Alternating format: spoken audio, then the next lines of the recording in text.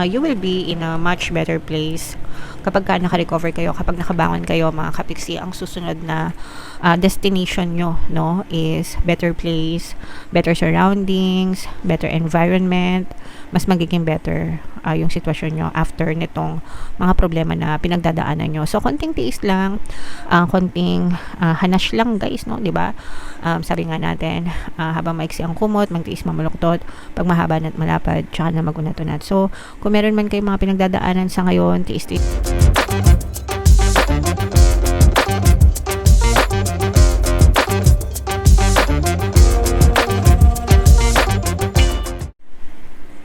Hello guys, hello Sagittarius, welcome back to Pinoy Pixie Tarot. Ang pamagat ng episode natin for tonight is mid-month kapalaran para ngayong March 16 to 31 para sa Sagittarius, Sun, Moon, Rising Sign, and Venus. So, unahin natin tong deck na to mga kapiksi. Ito yung mga angel messages para sa inyo or mga paparating sa inyo, Sagittarius.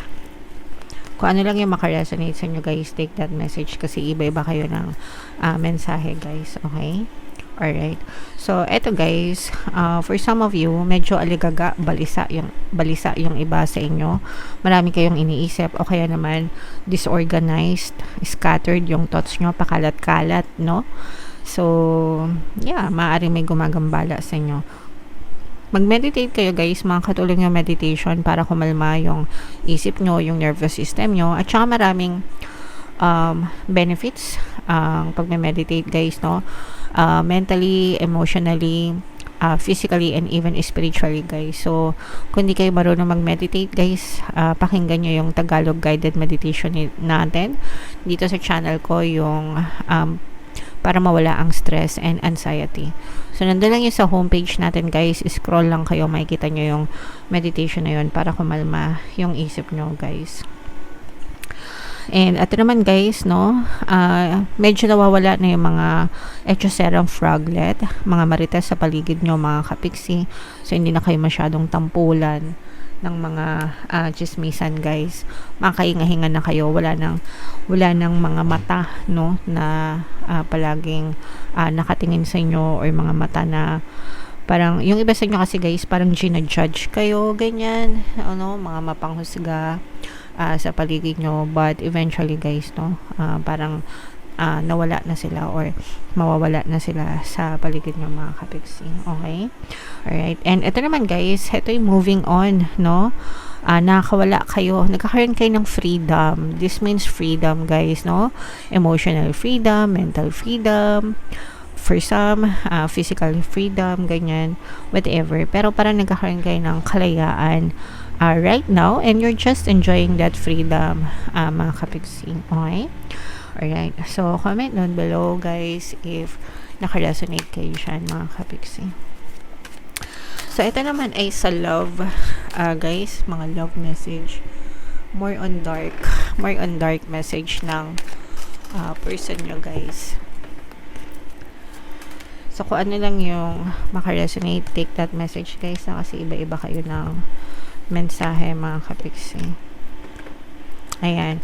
I smile on the outside, but I am dying on the inside. So, itong person mo, meron siyang pinagdadaanan, hindi niya pinapaalam sa'yo, or ayaw niya na malaman mo, no? So, gusto niya makita mo siya na okay lang ang lahat, pero meron siyang pagdudusa na experience, mga kapiksi. I know what I'm doing.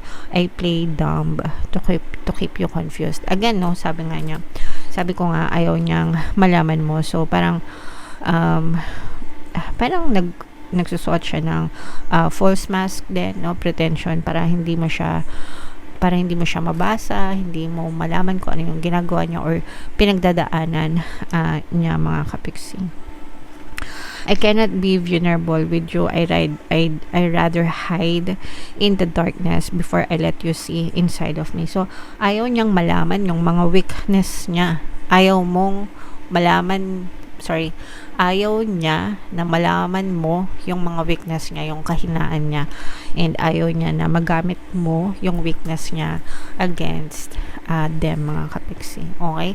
So, medyo may parang naglalagay siya ng wall sa pagitan yung dalawa, guys. Okay? Alright, so comment down below, Sagittarius, if feeling nyo nakaresonate kayo dyan sa mga messages na yan, guys. So, shuffle natin to. Hanapin natin yung energy ng Sagittarius. Habang sinashuffle ko to, guys, panoorin nyo muna yung video natin regarding sa ating paano mag-manifest ng abundance video course. Kapiksi, sawa ka na ba sa mga struggles at hirap sa buhay mo? Masipag ka ba at masikap sa buhay ngunit hindi ka pa rin umaasenso? Ilang beses ka na bang nag-attempt mag-negosyo at mag-invest pero palagi ka pa rin nalulugi? Sa pagkakataon na ito ay maaaring may subconscious beliefs ka na nagiging balakid sa iyong pag-unlad at pagyaman. Introducing, paano mag-manifest ng abundance video course. Dito ay matututunan mong ma-overcome ang mga balakid mo para tuluyan ka ng umunlad, umasenso, sumagana, maging matagumpay, successful at maswerte sa iyong kabuhayan, pera, trabaho, negosyo, salapi at kaperahan ng bonggang-bongga. Dali, mag-send na ng email sa pinoypixie@gmail.com at simulan na ang iyong pagyaman ngayon. Alright, so sa lahat ng gusto mag-avail ng course, guys, meron tayong paano mag-manifest ng abundance video course, paano mawala ang third party, at magkaroon ng harmonious na relationship, paano pabalikin si ex reverse breakup. Sa mga interesado, guys, mag-send lang kayo ng email sa pinoypixie@gmail.com. And sa mga naghahanap ng pampaswerte, guys, meron tayong money shaker jars, tsaka itong mga bracelet, guys. Ito yung WhatsApp number ko nandito sa screen, guys. I-chat nyo lang ako dyan. Ilalagay ko din sa comment tsaka sa description. Diretso chat na kayo, guys, kasi hindi ko nababasa lahat ng comment nyo, no? So, nahihirapan ako. Diretso chat na kayo dyan. So, Sagittarius ka ay represent ng Queen of Wands sa ating spread. Eto, guys, no, this is both negative and positive do. So, yung nakita natin sa negative, guys, nga, no, sabi ko nga sa inyo, yung iba sa inyo stressed, mga kapiksi, no? Eto, yan. Stress or balisa, maraming iniisip, guys, to the point na for some of you, maaaring nahirapan kayong matulog, mga kapiksi, maraming gumagambala sa isip nyo. This can also be yung mga negative na nangyari sa inyo, guys, no?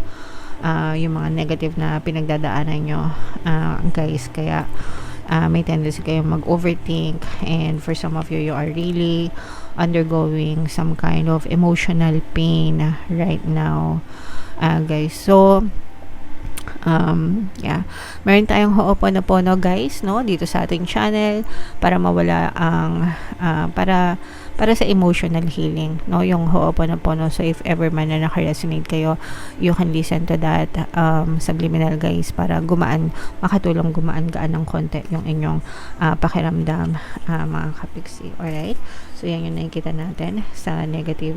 Pero sa positive naman, guys, there will be light, no? May kita nyo rin tong liwanag, mga kapiksi. Actually, guys, malalabanan nyo successfully itong mga problema, kung meron man kayong mga problema or yung mga dalahin nyo, yung mga iniisip nyo, guys, no, malalampasan nyo rin yan kasi magkakaroon kayo ng clarity of the mind, no? Ibig sabihin, magiging malinaw din yung isip nyo, makikita nyo yung tamang landas, tamang sagot, tamang solusyon kung naghahanap kayo ng mga solusyon sa mga problema nyo, and magwawagi din kayo dyan. So, temporary lang yan, guys. Temporary defeat lang yan. Temporaring pagkatalo, but makakatayo ulit kayo, makabangon ulit kayo, mga kapiksi. Alright? Angel number 666, guys. I-check nyo yung ibig sabihin yan. Baka may additional na mensahe sa inyo ang inyong mga anghel gabay. So, dito, guys, nakikita natin na maaari magkaroon ng reconciliation yung mga kapiksi natin na nagkakaroon ng pagtatalo, pag-aaway. So, kung nag-aaway kayo ng person mo, or kung meron man kayong kaaway na ibang tao, mga kaibigan, kakilala, ganyan, maaari magkaroon ng reconciliation, and maaari kayong maging okay din, mga kapiksi. And ito naman, guys, ay nakakita tayo ng progress pagdating sa kaperahan. Ito yung mga mini manifestation, guys, no? So, mga mini success, mini manifestation, especially sa pagkakakitaan. So, kunwari, meron kayong mga negosyo, nakikita nyo na unti-unting nag-i-improve yung sales nyo, unti-unting dumadami yung customers nyo, unti-unting lumalaki yung financial gains nyo. Kung kayo ay merong trabaho, unti-unti kayong nakikilala sa trabaho nyo, gumaganda yung performance nyo, nagkakaroon kayo ng mga overtime pay, ganyan. So, pero ito yung magandang progress pagdating sa kaperahan, pagkakakitaan, mga kapiksi. So, i-main nyo na lahat yan, guys, sa comment section, pagkakakitaan, progress, magandang resulta, okay? Ayan, no? So, ito yung pagbangon, recovery. You just have to focus on yourself, guys. You have to help yourself, mga kapiksi, no? Sabi ko nga sa inyo, temporary defeat lang yan. Yung mga kapiksi natin na may mga problema, mga kapiksi. You will be in a much better place kapag ka naka-recover kayo, kapag nakabangon kayo, mga kapiksi. Ang susunod na destination nyo, no, is better place, better surroundings, better environment, mas magiging better yung sitwasyon nyo after nitong mga problema na pinagdadaanan nyo. So, konting tiis lang, konting hanash lang, guys, no, 'di ba? Sabi nga natin, habang maiksi ang kumot, magtiis mamuluktot, pag mahaba na't malapad, tsaka na magunat-unat. So, kung meron man kayo mga pinagdadaanan sa ngayon, tiis-tiis lang, magiging ma-okay din ang lahat for you. Kapag naka-recover kayo, kapag nakabangon na kayo, again, sabi ko nga, you will be in a much better place, much safer place for you, mga kapiksi. Alright? Okay, so i-mind nyo na to yung mga recovery, mga pagbangon, mga mini success, guys, mga much better place, safer place, no? I-mind nyo na yan, guys, sa comment section. And comment down below if naka-resonate kayo, mga kapiksi. Alright? So, ito yung ating 2026 kapalaran, guys. Ito naman yung ating success stories ng paano mag-manifest ng abundance video course. Panoorin nyo tong video natin, guys, about money shaker jars. Thank you for liking, sharing, and subscribing. See you next time, guys. I love you all. Have a nice day. Bye-bye.